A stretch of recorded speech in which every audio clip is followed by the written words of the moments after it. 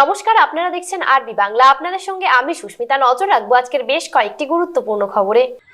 মাঠে ধান কেটে অভিনব কায়দায় কেশপুরে ভোট প্রচার হিরণের। লোকসভা নির্বাচন যতই এগিয়ে আসছে ততই প্রচারের ভিন্ন কায়দায় মানুষের সামনে পৌঁছানোর চেষ্টা করছে রাজনৈতিক দলের প্রার্থীরা। বুধবার পশ্চিম মেদিনীপুর জেলার কেশপুরে ভোট প্রচারে বেরিয়ে মাঠে নেমে ধান কাটলেন হিরণময় চট্টোপাধ্যায়। কথা বললেন এলাকার চাষিদের সাথে, এলাকার মানুষদের সুবিধা অসুবিধা বোঝার চেষ্টা করলেন তিনি। তার বক্তব্য, কৃষকদের কষ্ট শুধুমাত্র বিজেপি সরকারই বোঝে, তাই কৃষকদের জন্য যা কিছু করেছে কেন্দ্র সরকার, রাজ্য সরকার শুধুমাত্র প্রচার করে যাচ্ছে। হিরণের বক্তব্য, তার পরিবার কৃষক পরিবার, তাই কৃষকদের কষ্ট তিনি বোঝেন। বর্তমান সময়ে কৃষকেরা কি অবস্থায় রয়েছে তা বোঝার জন্যই 44 ডিগ্রি তাপমাত্রা মাথায় নিয়ে ধান কাটতে মাঠে নামলেন। এভাবেই কেশপুরের চাষিদের মন জয় করার চেষ্টা করলেন ঘাটালের বিজেপি প্রার্থী হিরণ।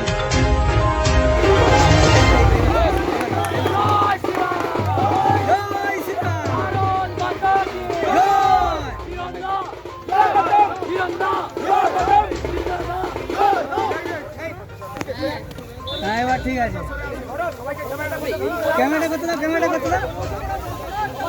বাহ,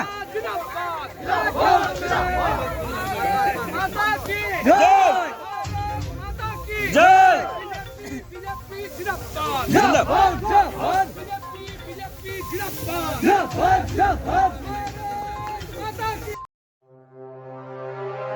পূর্ব মেদিনীপুর জেলার তমলুক লোকসভা কেন্দ্রের বিজেপি প্রার্থী অভিজিৎ গাঙ্গুলি আজ সকাল থেকে ভোট প্রচারে বের হন।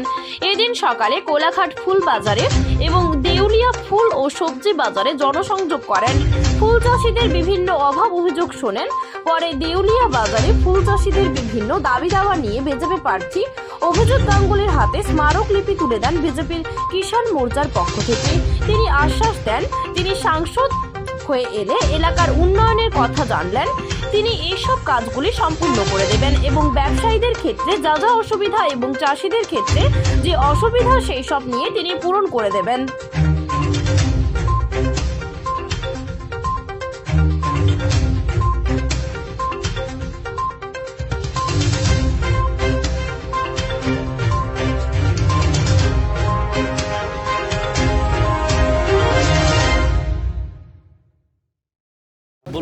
সকাল থেকে বিভিন্ন কর্মসূচি রয়েছে, ফুলবাজার কি বলবেন?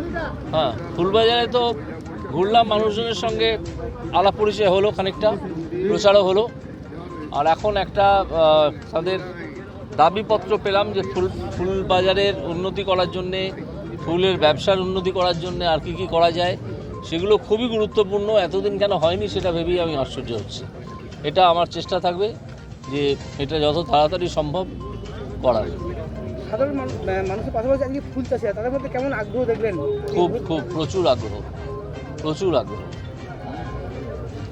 তো ঠিক আছে, এই যদি হলো ভালোই হয়েছে আজকে। তারপর আমি বাজারেও ঘুরেছি, শুধু ফুল চাষি নয়, এমনি বাজার, সবজি বাজার, তাদের সঙ্গেও ইন্টারাকশন হয়েছে। তো এখন তো খুবই উৎসাহ দেখছি মানুষের মধ্যে। দেখা যাক শেষ পর্যন্ত কী হয়। জয় শ্রীরাম।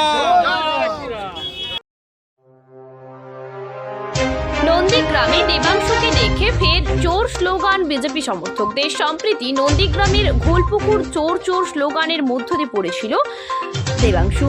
সকাল থেকে নন্দীগ্রাম 1 নম্বর ব্লকের বিভিন্ন এলাকায় প্রচার সেরে যখন জেলেমারা 37 নম্বর বুথে এক কর্মীর বাড়িতে খেতে যাচ্ছিল, সেই সময় তমলুক লোকসভার প্রার্থী তৃণমূল কংগ্রেসের দেবাংশু ভট্টাচার্যকে চোর চোর স্লোগান দেয় বিজেপির কর্মী সমর্থকেরা। পাল্টা তৃণমূলের পক্ষ থেকে চোর চোরটা, শিশির বাবুর ছেলেটা পাল্টা স্লোগানে উত্তপ্ত হয়ে ওঠে এলাকা। প্রার্থীকে ঠেলাঠেলিও করা হয়।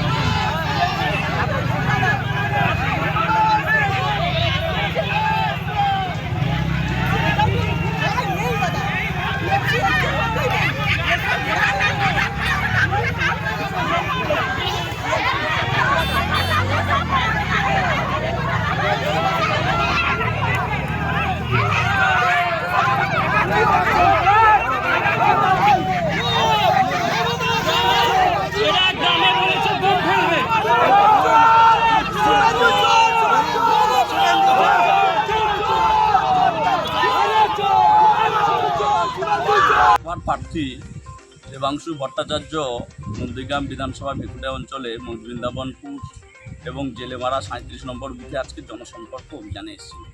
এখানকার সাধারণ মানুষ তাকে উষ্ণ অভ্যর্থনা দিয়ে চোর চোর বলে সম্বর্ধনা করলো, অভিনন্দন জানালো।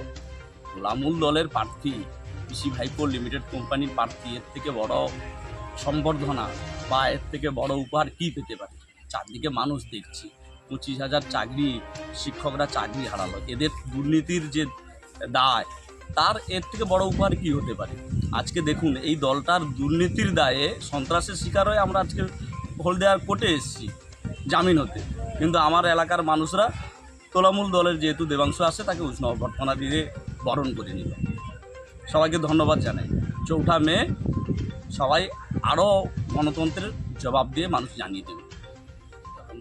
আমার নাম ধনঞ্জয় গড়া, নন্দীগ্রাম মণ্ডল 1, ভারতীয় জনতা পার্টির প্রেসিডেন্ট। এর মেন কারণ এটা হচ্ছে আমাদের এই যে জেলেমারা বুথ খুবই শান্তিপ্রিয় বুথ, যাকে বারবার বাপ্পায়িত গর্গ কেন এই যে প্রার্থী, যে তৃণমূলের যে চোর প্রার্থী দেবাংশু ভট্টাচার্য, ওনাকে নিয়ে এসে এই বুথে আবার অশান্তি ফেলানোর চেষ্টা করছে। এর বিরুদ্ধে গ্রামবাসীরা বিক্ষোভ দেখিয়ে ওনাকে চোর চোর স্লোগান দিয়ে দেখাচ্ছে। সুদীপ মাইতি এলেই আপনাকে দেখে স্লোগান বা জয় স্লোগান হয়, আজকেও হলো।